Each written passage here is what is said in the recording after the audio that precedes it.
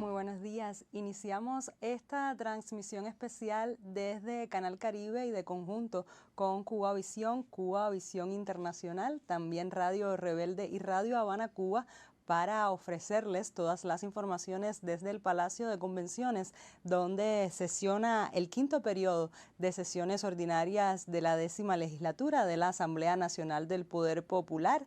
Allá en Palacio de Convenciones se encuentran mis colegas Esther Lilian González y Gisela García Rivero, también para ofrecernos todas las noticias desde el lugar del hecho. Esta mañana en las sesiones de la Asamblea pues se discutió por el miembro del Buró Político y ministro de Relaciones Exteriores de Cuba, Bruno Rodríguez Parrilla, pues el plan de los planteamientos de política exterior para los próximos años de 2025 a 2028.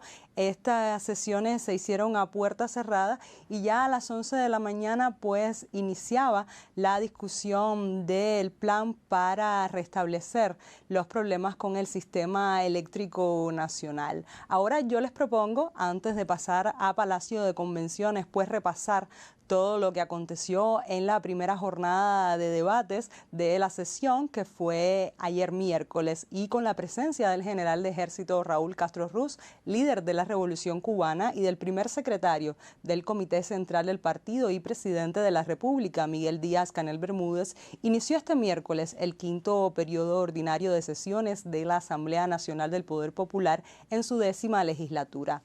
En el espacio se dio a conocer una declaración conjunta de los asistentes para condenar la agresión de Estados Unidos contra Cuba y la vulneración del derecho internacional por parte de las recientes medidas del gobierno de la nación norteña.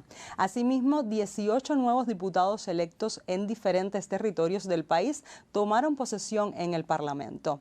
El presidente de la Asamblea Nacional, Esteban Lazo Hernández, dio la bienvenida a los seleccionados y explicó la agenda de trabajo para este periodo de sesiones, que aborda temas de interés para la población, los cuales requieren de la máxima atención de todos los asistentes, por lo que llamó a establecer un debate responsable.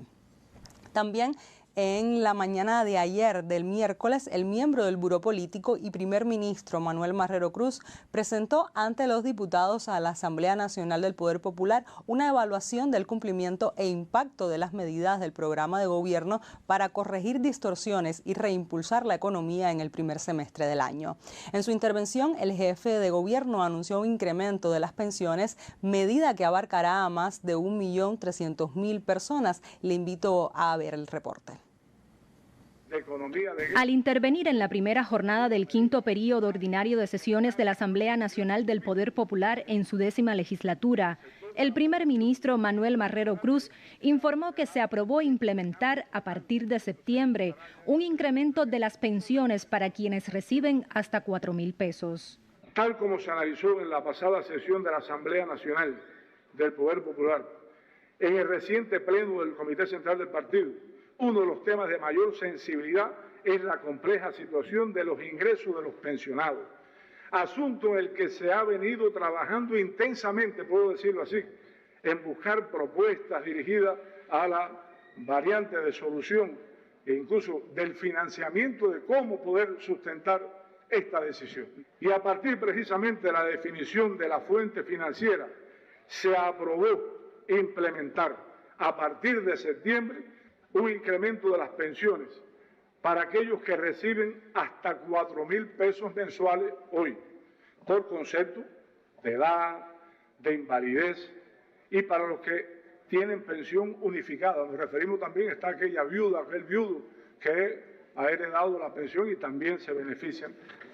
Esta decisión abarca, beneficia a 1.324.599 personas, que representan el 79% de todos los pensionados. Durante la exhaustiva evaluación del cumplimiento e impacto de las medidas del programa de gobierno para corregir distorsiones y reimpulsar la economía al cierre del primer semestre, Marrero Cruz resaltó que ante el complejo escenario nacional e internacional, se avanzó en la creación de condiciones para atender temas estratégicos como la transformación del mercado cambiario, la implementación del nuevo mecanismo de gestión, control y asignación de las divisas y la definición de incentivos a la exportación y la inversión extranjera. En el informe, el jefe de gobierno explicó que como parte de las acciones desarrolladas para incrementar y diversificar los ingresos en divisas, se aprecia un impacto favorable de las medidas aplicadas por la empresa de telecomunicaciones de Cuba, ETEXA. En 46 días se han ingresado 24.839.000 dólares por estas medidas implementadas, que son unos 540.000 dólares diarios, lo que contrasta con los solo 10.000 dólares que se ingresaban diarios antes de las medidas. Estos ingresos van dirigidos y permitirán su empleo en la recuperación gradual de las infraestructuras. En su intervención, Marrero Cruz se refirió al perfeccionamiento de la gestión de gobierno en correspondencia con las complejidades actuales y destacó que se requiere de un análisis más riguroso de las problemáticas que inciden en el desempeño y el logro de mayores resultados en la labor de los cuadros. Se requieren cuadros dispuestos a buscarse problemas, exigentes, firmes, que sean ejemplos, con liderazgo y puestos a escuchar y sumar a los colectivos en la búsqueda de solución a los problemas. Lamentablemente, hoy muchas cosas pasan porque nos faltan cuadros así en muchas estructuras, en muchos lugares, que realmente sumen a toda esa inteligencia colectiva e impulsar, independientemente de los problemas objetivos, impulsar la búsqueda de soluciones. Y ahí están las experiencias positivas a lo largo y ancho del país. El cumplimiento de las políticas sociales dirigidas a garantizar la protección a personas, familias, hogares y comunidades en situación de vulnerabilidad fue otro de los objetivos ampliamente analizados. Siempre ha sido y continuará siendo una prioridad la atención sistemática al cumplimiento de la política social de la revolución, la que es esencial e inherente a nuestro modelo. Estamos conscientes de los problemas sociales que enfrenta el país hoy, así como sus causas, y la responsabilidad que tenemos como gobierno de lograr que nadie quede atrás. Entre las direcciones de trabajo para el segundo semestre, Marrero Cruz destacó el perfeccionamiento de los mecanismos de control de precios, el incremento de la producción de alimentos en correspondencia con las potencialidades existentes y avanzar en el programa para la recuperación del sistema electroenergético nacional. A pesar de la amplia labor desarrollada, tenemos una gran insatisfacción al no lograr los resultados esperados en los asuntos más sensibles que afectan a nuestro pueblo. Tenemos la certeza de que seremos capaces de crecernos ante el desafío de recuperar la economía. En un escenario de guerra económica recrudecida, decididos a continuar defendiendo las conquistas de la revolución y la construcción de una sociedad soberana, independiente, socialista, democrática, próspera y sostenible, con todos y para el bien de todos. Para ello, la implementación del programa de gobierno demanda del actuar coordinado de las instituciones, de cuadros cada vez más vinculados con la base y sobre todo de la unidad, imprescindible la unidad. Compañero general de ejército, tenga usted la seguridad que con la unidad del partido, el Estado y el gobierno, junto a nuestro heroico pueblo, saldremos adelante y continuaremos defendiendo la revolución hasta la victoria siempre.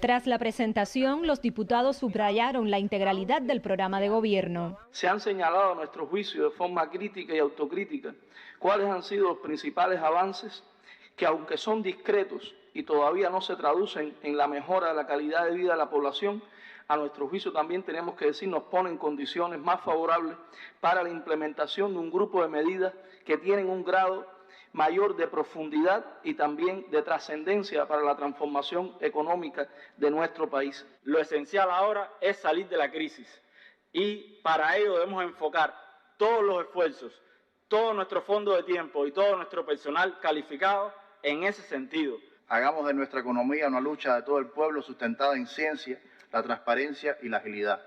Como advirtió Fidel, cualquier sacrificio decidido a espaldas de la base genera malestar.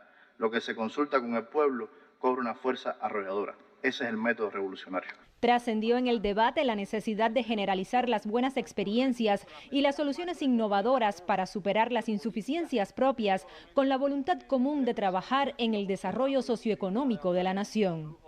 Daimi Díaz Breijo, Canal Cubano de Noticias. Otro de los temas debatidos este miércoles fue la prioridad de potenciar los ingresos en divisas para la economía cubana en el presente año. Así lo dio a conocer el ministro del ramo, Joaquín Alonso Vázquez, durante el 5º periodo ordinario de sesiones de la Asamblea Nacional del Poder Popular. Factores externos e internos condicionan el desempeño de este sector, que llevó a un decrecimiento del Producto Interno Bruto superior al 1% al cierre del pasado año. La economía cubana se desempeña en un complejo escenario durante el primer semestre del presente año. El titular del ramo, Joaquín Alonso Vázquez, expuso ante los diputados a la Asamblea Nacional del Poder Popular los elementos que marcan al sector, caracterizados en primera instancia por la persecución financiera, el recrudecimiento del bloqueo y la imposibilidad de acceder a créditos. Enfatizó Alonso Vázquez que el alto endeudamiento es otro de los factores que lastran el funcionamiento económico en el país, así como el déficit de divisas, materias primas e insumos, sumado a mecanismos internos insuficientes, todo lo cual ha generado serias limitaciones para reactivar la base productiva y satisfacer las necesidades de la población y la economía. En este escenario, el ministro informó que al cierre de 2024, el Producto Interno Bruto decrece en un 1.1% y la brecha con respecto al 2019 alcanza un 11%, con evidente impacto en sectores vitales. Los limitados recursos financieros que el país ha podido disponer en este periodo se concentraron en hacer frente a los pagos priorizados de alimentos, combustibles, sostenimiento, recuperación y creación de nuevas capacidades del sistema eléctrico nacional, los medicamentos, la defensa y seguridad nacional, siendo extremadamente compleja su gestión operativa en un contexto de administración de crisis. El titular de Economía explicó que en el semestre se cumplen los ingresos por exportaciones, aunque esta cifra es menor que la alcanzada en igual periodo del año anterior. Algunos rubros exportables tradicionales se recuperan, pero estos no logran compensar el decrecimiento de otros importantes renglones. Potenciar los ingresos en divisas constituye una prioridad y en consonancia se han aprobado más de una veintena de esquemas cerrados de financiamiento.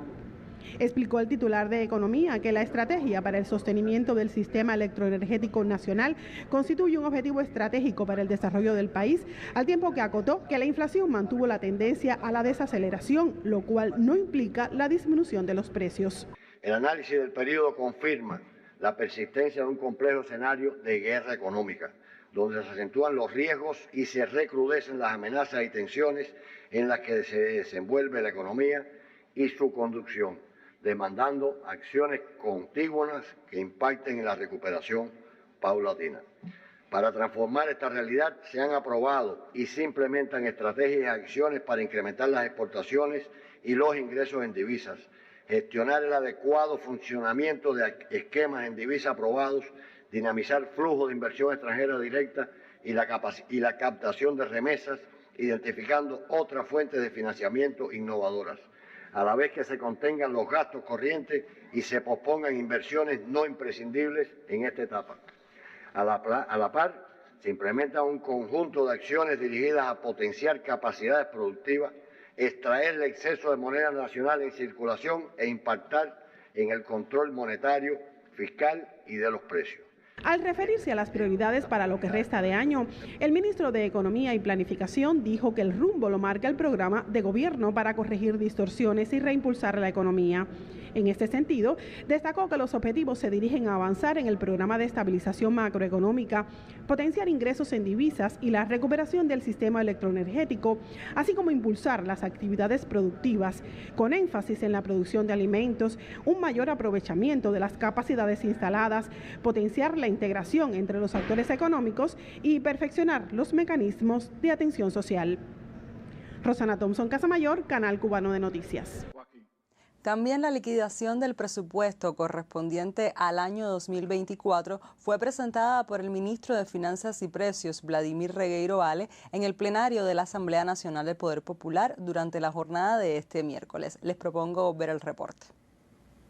En 2024, la reducción del déficit fiscal en más de 79.000 millones de pesos representó el 6,5% del Producto Interno Bruto a precios corrientes y devino una demostración de la eficacia del programa de medidas para fortalecer la contabilidad en el país. Estas medidas estuvieron orientadas a ampliar las bases imponibles, reducir los beneficios fiscales no justificados y fortalecer la disciplina fiscal en correspondencia con los objetivos del Plan de Estabilización Macroeconómica. Ante los diputados, el ministro de Finanzas y Precios, Vladimir Regueiro Vale, destacó el enfrentamiento a conductas evasoras de la responsabilidad tributaria a partir de una mayor articulación y eficacia en el control.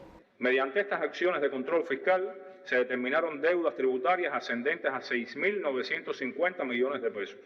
Para enfrentar estas conductas evasoras, la Oficina Nacional de Administración Tributaria ha perfeccionado sus mecanismos y procedimientos de control fiscal. Se ha logrado una mayor articulación interinstitucional con organismos y entidades que tributan información de trascendencia tributaria. El pasado año los tributos representaron el 64% del total de los recursos financieros recaudados y constituyeron la principal fuente de financiamiento del presupuesto, al que las formas de gestión no estatal aportaron más de 58.200 millones de pesos. La cifra representa el 23% de los ingresos tributarios en el país, con el mayor peso en las MIPYMES. En el año se realizaron más de 200.000 acciones de control. Por deudas fiscales se reguló la salida al exterior de 11.915 deudores y más de 3.000 fueron desregulados por el pago total correspondiente. De hecho, la deuda tributaria ascendió a más de 4.900 millones de pesos. Asimismo, dijo que 56 municipios mostraron superávit, pero señaló dificultades que constituyen reservas por explotar en los territorios. Las evaluaciones de la gestión del presupuesto centradas en el cumplimiento del plan, sin valorar la eficacia de la recaudación ni el impacto en la calidad del gasto. Déficit de personal contable en unidades presupuestadas, afectando la calidad y oportunidad de la información financiera, evasión fiscal, distorsiones en las relaciones del sector estatal y no estatal, violaciones de precios que inciden negativamente en el consumo social. El ministro mostró los indicadores del financiamiento que recibe el sector presupuestado, con énfasis en la asistencia social, como parte de un programa que ha beneficiado a más de 183.000 familias, 36.000 de las cuales dejaron de considerarse como vulnerables, aunque se incorporaron otras a partir de las tensiones económicas que afronta el país. Ante estas, la ejecución y control del presupuesto es una obligación legal y también un compromiso, como alertó el titular de Finanzas y Precios en Cuba. Abdiel Bermúdez, Canal Cubano de Noticias. Y luego de estos reportes del miércoles sobre nuestros colegas que se encuentran en el Palacio de Convenciones, les propongo ahora dedicarnos a repasar las noticias más importantes que trascienden en la red de redes. Iniciamos en prensa.